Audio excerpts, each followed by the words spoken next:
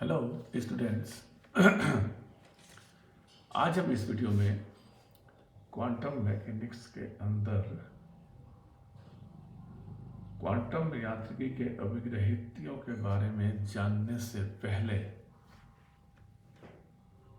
मैं आपको ऑपरेटर्स या संकारक के बारे में बताना चाहूँगा। स्टूडेंट्स, क्वांटम मैकेनिक्स अगर आप पढ़ते हैं तो ऑपरेटर्स के बारे में जानना बहुत ही आवश्यक है। तो मैं आपको संकारक या ऑपरेटर्स के बारे में, जो इसके विशेष बिंदु हैं या प्रमुख बिंदु हैं, जो चीज़ें जो बातें आपको मालूम होना चाहिए, उसके बारे में बताऊंगा। तो सबसे पहले देखते हैं कि संकारक क्या होता है, ऑपरेटर्स क्या होता है।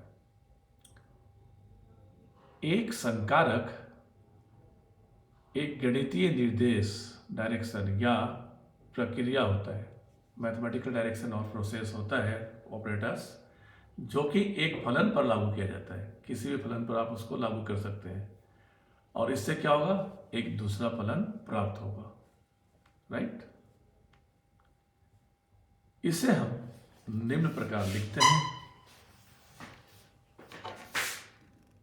फॉर एग्जाम्पल, कोई भी संकारक है आपका, तो सबसे पहले हम अपना हेडिंग लिख देते हैं आज का, संकारक।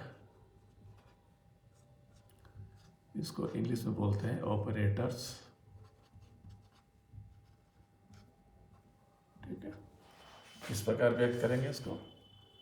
कोई भी संकारक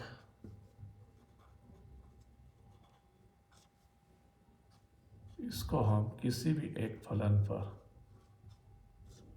जैसा कि मैथ में पढ़ता हूँ, जानते हो फलन क्या होता है, इस पर अप्लाई करें तो इससे हमें एक दूसरा फलन प्राप्त होता है, ठीक है। ऑपरेटर्स अप्लाई किस पे हो रहा है, फलन पर, और इससे हमें एक दूसरा फंक्शन प्राप्त हो जाता है। वह फलन जिस पर संकारक लागू करते हैं, मतलब ये फलन, इस पे संकारक लागू हो रहा है, उसे संकार्य या ऑपरेंड कहते हैं। इसको हम क्या बोलते हैं, संकार्य या ऑपरेंड, राइट। LHS साइड जो है हमारा, कौन सा, लेफ्ट हैंड साइड, ये का तात्पर्य यह नहीं है कि फलन का संकारक से गुणा करते हैं। यहाँ कतई भूल मत करना कि हम संकारक को और फलन को एक दूसरे से मल्टीपल करते हैं, ये नहीं होता है, ये ऑपरेट होता है, ठीक है। यहाँ पे कंफ्यूजन नहीं होना है। सिर्फ अकेला संकारक का कोई महत्व नहीं होता है। अब इसको मैं आपको कुछ एग्जाम्पल से समझा रहा हूँ। जैसे पहला एग्जाम्पल लेते हैं हम, हमारा जो संकारक है वो है d/dx, अवकलन का संकारक, और फलन हमारा है x⁻3। तो जब इस फलन पर ये संकारक अप्लाई करते हैं तो आपको मालूम है कि हमें प्राप्त होता है 3x²। ये क्या है, एक दूसरा फलन, अन्य फलन होता है। तो यहाँ पर जो d/dx है, differential with respect to dx, x से सापेक्ष अवकलन संकारक है, ठीक है। x के सापेक्ष, ये हो गया आपका x से सापेक्ष अवकलन संकारक, और x की वो आपका फलन है ही। तो इसको हम बोलेंगे संकार्य, इसको बोलेंगे हम संकार्य या ऑपरेंड, ठीक है। 3x2 संक्रिया का परिणाम है, जैसे कि मैंने पहले बताया, वो भी एक अन्य फलन प्राप्त होता है। तो ये चीज़ ध्यान रखना है, जब भी संकारक किसी फलन पर लागू होगा तो उससे एक नया फलन ही प्राप्त होगा। एक एग्जाम्पल और लेते हैं इंटीग्रल का। For example, integral of x3 dx। इससे क्या प्राप्त होता है हमको, x⁴/4 plus integral constant c। तब इस स्थिति में इंटीग्रल ऑफ dx x के सापेक्ष समाकलन संकारक है और x3 जो है यहाँ पर वो कहलाएगा आपका संकारी या operand.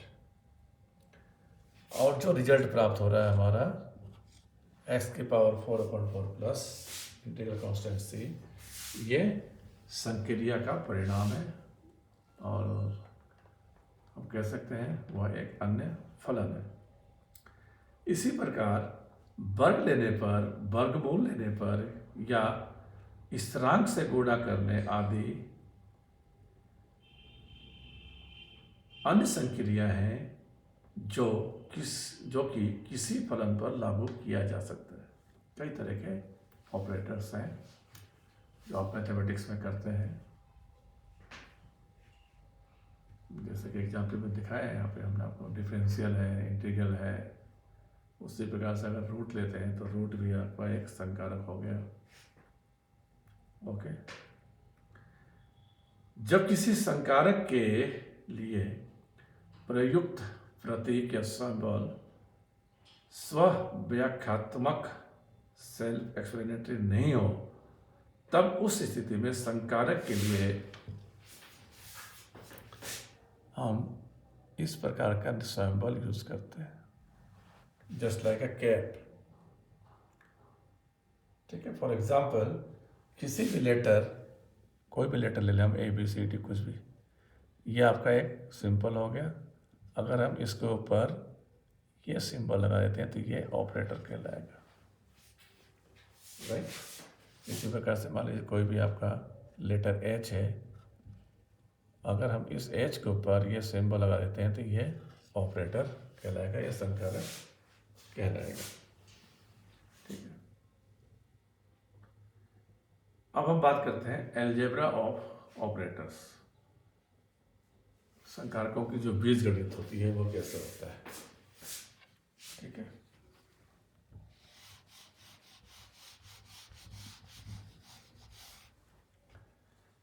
Addition and subtraction of operators. Algebra of operators हमारा टॉपिक है, क्या है, एलजेब्रा ऑफ ऑपरेटर्स, संकारकों का बीजगणित। इसके अंदर सबसे पहले देखेंगे कि जोड़ व घटाव, संकारकों का जोड़ व घटाव, subtraction and addition of operators. यदि मानते हैं कि हमारे पास दो ऑपरेटर्स हैं, A और B। ठीक है, A आपका क्या है, अल्फ़ाबेट लेटर है, उसके ऊपर करके हमने सिंबल लगा दिया तो वो एक ऑपरेटर हो गया। इसी प्रकार से B के ऊपर सिंबल लगा दिया तो वो B भी एक ऑपरेटर हो गया। तो मानना कि यदि A और B दो अलग अलग संकारक हैं तथा F हमारा फलन है जिसको क्या बोलते हैं, ऑपरेंड या संकार्य, तब A operator plus B operator फलन F पर क्रिया करे या लागू हो तो हमें क्या प्राप्त हो रहा है, A operator F plus B operator F। और इसी प्रकार से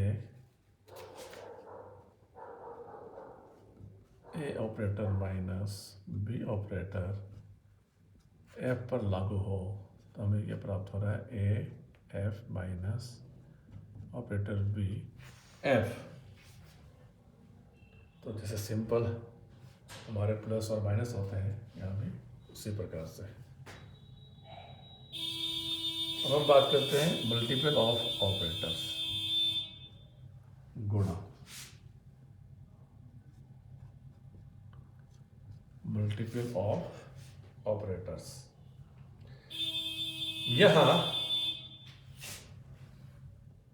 ऑपरेटर A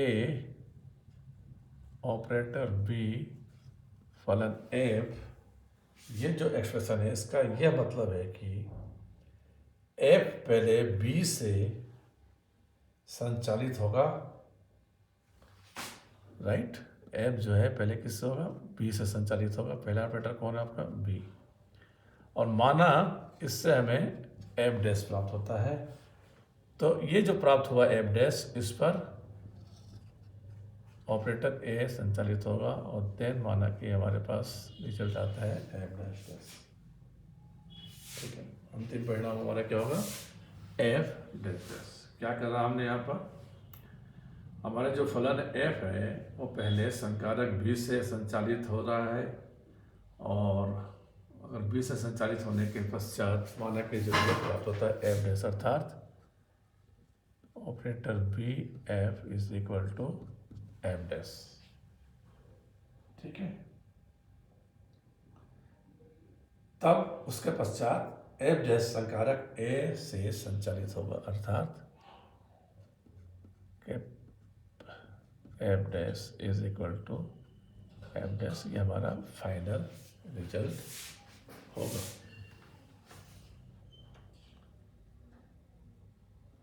ठीक है, मेरे ख्याल से आपको समझ में आ गया होगा। तो स्पष्ट है कि संकारक का उपयोग करने का क्रम दाएं से बाएं होगा। दाएं से बाएं, पहले ये फिर बाएं ऑपरेटर ए। यदि एक समान संकारक कई बार प्रयोग करें तब, अगर हम ये एग्जाम्पल लें, एक समान संकारक फॉर एग्जाम्पल ए एफ, इसको हम क्या लिख सकते हैं, ऑपरेटर ए का स्क्वायर एफ। इसी प्रकार से अगर सैंपल 3 बार होगा तो क्यूब हो जाएगा। इसमें बहुत बड़ी बात नहीं है, आराम से समझ सकते हैं। संकारक कभी कभी सामान्यतः विनिमय नहीं होते हैं, कम्यूट नहीं होते हैं। मतलब क्या है इसका, ए ऑपरेटर बी एफ से जरूरी नहीं है कि हमारे यहाँ पे बी ऑपरेटर ए एफ प्राप्त हो, जरूरी नहीं है ऐसा हो, कम्यूट नहीं होते। लेकिन कभी कभी ये भी संभव है कि ए बी एफ से बी ए एफ प्राप्त हो भी सकता है। ठीक है ना, यहाँ पे कोई हार्ड एंड फास्ट रूल नहीं है कि कम्यूट ही होगा, नहीं भी हो सकता है। अब हम कुछ महत्वपूर्ण ऑपरेटर्स के बारे में बात करते हैं जो कि आपके क्वांटम मैकेनिक्स में प्रयुक्त होते हैं। और आपके एग्जाम में क्वेश्चंस भी आता है इनके ऊपर। जैसे मैं आपको क्वेश्चंस लिख के बताता हूँ। एक्सप्लेन द टर्म्स, निम्न पदों की व्याख्या कीजिए। पहला, लीनियर ऑपरेटर, लीनियर ऑपरेटर, रेखीय संकारक बोलते हैं उसको, रेखीय संकारक। इसी प्रकार से जब हमने श्रोडिंगर से इक्वेशन पढ़ा था तो आपको याद होगा लैप्लासियन ऑपरेटर के बारे में पढ़ा होगा। और इसी प्रकार से श्रोडिंगर समीकरण जब हमने किया था उस समय आपने हैमिल्टोनियन ऑपरेटर के बारे में भी पढ़ा होगा। ठीक है, तो एग्जाम में पूछा जाएगा आपसे कि निम्न पदों की व्याख्या कीजिए। जैसे लीनियर ऑपरेटर क्या होता है, लैप्लासियन ऑपरेटर क्या होता है, हैमिल्टनियन ऑपरेटर क्या होता है। तो सबसे पहले मैं आपको बता रहा हूँ लीनियर ऑपरेटर या रेखीय संकारक के बारे में। कोई एक संकारक ए, मान लीजिए हमारे पास कोई एक संकारक है ए, रेखीय कहलाएगा यदि दो फलन एफ और जी, यदि हमारे पास दो फलन है एफ और जी, तो ये संकारक जो ए है ये रेखीय कब कहलाएगा, जब संकारक इन दो फलनों में निम्न प्रकार से संबंध हो। Operator A plus C is equal to operator F plus operator A G, right. एक संकारक ए रेखीय कहलाएगा यदि दो फलन एफ और सी निम्न प्रकार संबंधित हों।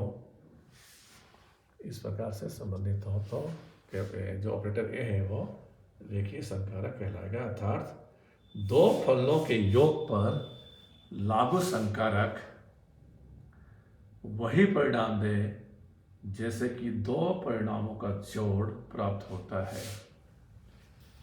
यदि हम अलग अलग करें, एफ पर ए ऑपरेटर लगाए तो क्या प्राप्त होगा, ए एफ, और जे पर ए लगाते हैं तो हमें ये परिणाम होता है। इनको अगर हम जोड़ करें तो हमारे पास एक परिणाम प्राप्त होगा, ठीक है। जब वही संकारक दो अलग अलग फलनों पर लागू करें, डी अपॉन डी एक्स या आपका d2 upon D X two आदि रेखीय संकारक के उदाहरण है। वर्ग लेना या वर्गमूल लेना आदि अरेखीय होते हैं, ठीक है। तो यहाँ पे एग्जाम्पल के तौर पर आप ये लिख सकते हो D upon D X, d2 upon D X two आदि रेखीय संकारक के उदाहरण है। वर्ग या वर्गमूल ये अरेखीय होते हैं। अब हम बात करते हैं लैप्लासियन संकारक की, जिसके बारे में आप श्रोडिंगर तरंग समीकरण के अंतर्गत पढ़ चुके हो। क्वांटम यांत्रिकी में प्रयुक्त होने वाला सामान्य संकारक होता है लैप्लासियन संकारक, और जैसा कि आपको विदित है कि इसे हम डेल स्क्वायर से व्यक्त करते हैं, राइट। और डेल स्क्वायर का मतलब क्या होता है, del upon del x2 plus del upon del y2 plus del upon del z2। अतः लाप्लासियन संकारक के पदों में श्रोडिंगर समीकरण निम्न प्रकार होगा। एक्चुअल में हमारा श्रोडिंगर समीकरण क्या है, श्रोडिंगर समीकरण हमारा क्या था, del two psi upon del x2 plus del two psi upon del y2 plus del two psi upon del z2 plus 8 pi square m upon h square A minus V psi is equal to 0। ये हमारा क्या था, Schrodinger तरंग समीकरण।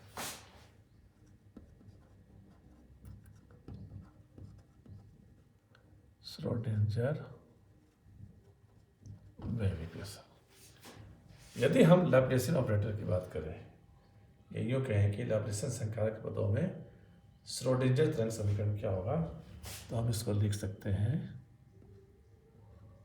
इन terms of Laplacian operator. Schrodinger समीकरण is del square psi plus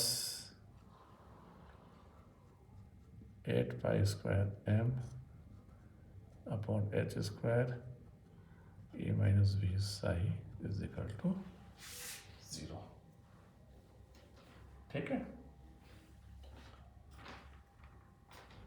अब हम बात करते हैं हैमिल्टोनियन ऑपरेटर की, थर्ड वन, हैमिल्टोनियन संकारक। हमने जो इस तरंग समीकरण लिखा है इसको रीराइट करें पुनः निम्न प्रकार हम इसको लिख सकते हैं। कैसे, ये जो हमारा समीकरण प्राप्त हुआ था लैप्लासियन के पदों में, इसको हम क्या लिख सकते हैं, del two psi is equal to minus 8 pi square m upon h square A minus B psi, ठीक है। और इसी को अगर हम एक्सपेंड कर दें तो minus 8 pi square m upon h square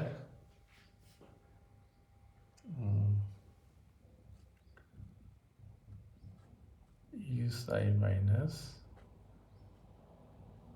we psi. ठीक है, कोई प्रॉब्लम नहीं। अब यहाँ से हम क्रॉस मल्टीप्लाई करें।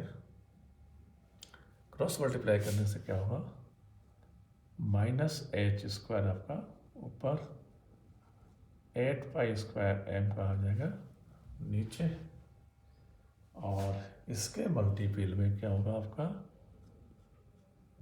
∇² psi. This is equal to क्या हो जाएगा आपका E psi minus V psi, और -h² upon 8π² m ∇² psi sorry V psi को हम इधर लें तो plus V psi is equal to E psi. कोई प्रॉब्लम नहीं होना चाहिए। और नेक्स्ट स्टेप में हम लिख सकते हैं कि -h²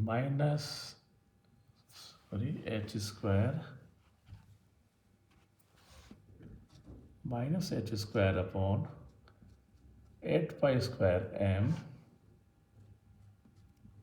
∇² plus V psi is equal to E psi. ठीक है, इसका तात्पर्य यह है कि संक्रिया ये जो है साई क्या है, हमारा एक फलन है, तो ये क्या हो जाएगा, ये जो ब्रैकेट में लिखा है ये एक संकारक हो जाएगा। ठीक है, तो इसका तात्पर्य यह है कि संक्रिया -h² 8π² m ∇² प्लस वी फलन साई पर लागू होता है तथा परिणाम स्वरूप कुल ऊर्जा E और फलन साई प्राप्त होता है। यहाँ इस संकारक, ये जो ब्रैकेट के अंदर है, इस संकारक को हैमिल्टोनियन संकारक कहते हैं। Hamiltonian operator. ठीक है, ब्रैकेट के अंदर जो भी है पार्ट उसको यहाँ मैं लिख देता हूँ -h² upon 8π² m ∇² plus we. ये जो टर्म है इसको बोलेंगे हम हैमिल्टोनियन संकारक। और हैमिल्टोनियन संकारक को हम h के ऊपर कैप लगा कर व्यक्त करते हैं। ठीक है, अर्थात ये जो टर्म है वो किसके बराबर है, हैमिल्टोनियन h के बराबर। तो इस प्रकार से हैमिल्टोनियन संकारक के पद में श्रोडिंगर चतुरंग समीकरण हुआ, क्या हो जाएगा, h cap psi is equal to ये साई। इस श्रोडिंगर तरंग फलन का एक वैकल्पिक रूप है। तो स्टूडेंट्स, आशा करता हूँ कि आपको संकारक के बारे में काफ़ी कुछ नॉलेज प्राप्त हो गया होगा।